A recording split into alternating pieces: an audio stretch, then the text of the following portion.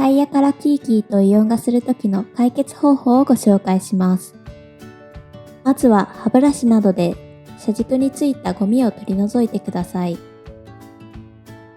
細かいところまでしっかりと取り除いていきます。次に潤滑スプレーを車軸に吹きつけていきます。